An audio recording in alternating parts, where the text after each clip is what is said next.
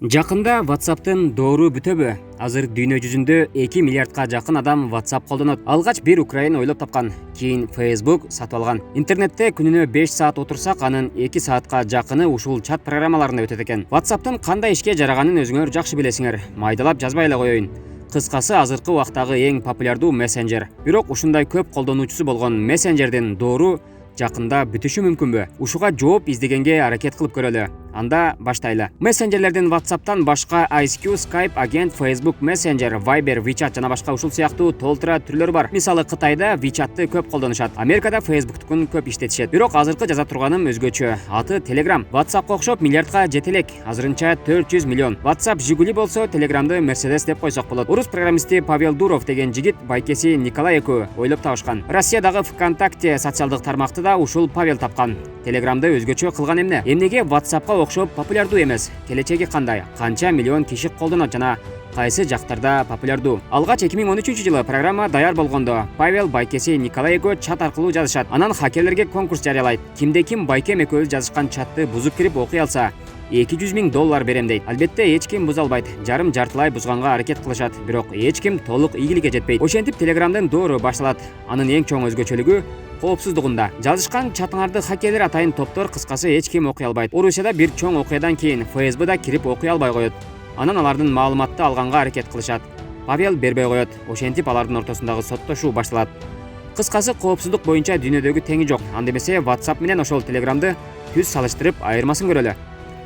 Биринчи, WhatsApp группада эң көп 250 киши сүйлөшө алат. Telegram'да болсо 200,000 киши. WhatsApp'та бир убакта 100 мегабайтка чейинки гана нерселерди жөнөтсө болот. Telegram'да болсо 15 эсе көп, 1,5 гигабайтка чейин. Башкача айтканда, бир жөнөткөндө толук бир кинону да жөнөтсө болот. Үчүнчү, WhatsApp'тын файлдары телефонго түшөт, анан бат эле толуп калат. Өчүргөнгө туура келет. Telegram'да андай нерсе жок. Чексиз файлдарды сактай берсе болот. Баары серверге жүктөлөт. Каалаган учурда телефонго же компьютерге түшүрүп алса болот. Мындайча айтканда, флешка же хард диск катары колдонсок да болот. Бирок 6 ай колдонбой койсо, ал өчүп кетет. Төртүнчү, Telegram'да бир нерсени сактап коюу үчүн өзгөнгө өзүңөр билдирүү жөнөтсөңөр болот. Сүрөт, видео, паспорттун копиясы деги эле ар кандай документтердин копияларын, сүйүктүү киноңорду, ар кандай шилтемелерди, кыскасы силердин виртуалдык сейфиңер болуп кала алат. Бешинчи, адашып билдирүү жөнөтүп алсаңыз, тиги жактыкында өчүрө аласыңар, бирок тиги жак силердин өчүргөнүңөрдү билбейт. WhatsApp'та болсо өчүрүлдү деп чыгып калат.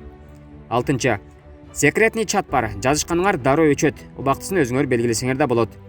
Жетинчи, эгер WhatsApp'та кандайдыр бир группага кечирээк кошулуп калсаңар, ошол кошулган күндөн баштап маалыматтарды көрө аласыз.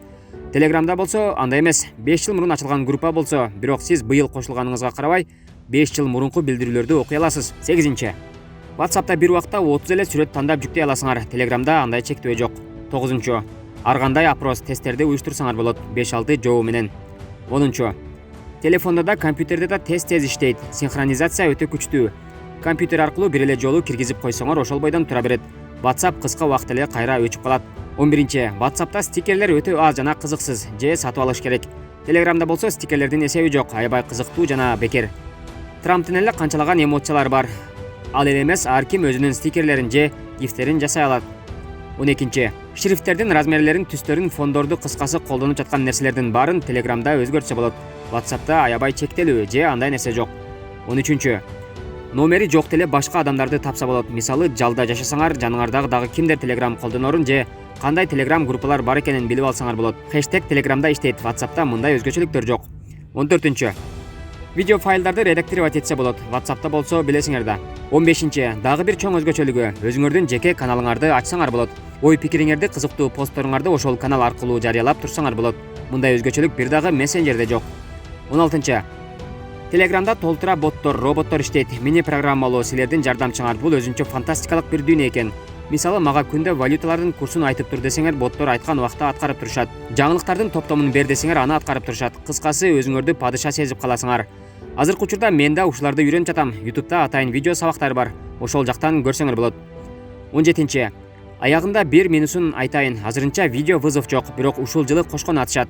Анда да WhatsApp'ка окшоп 4 адам үчүн эмес, Zoom'га конкурент болуп, көп киши сүйлөшө ала тургандай кылып жасап жатышат. Мындан башка дагы толтура өзгөчөлүктөр бар. Өзүңөр бир жума чукуласаңар, баарын үйрөнүп каласыңар.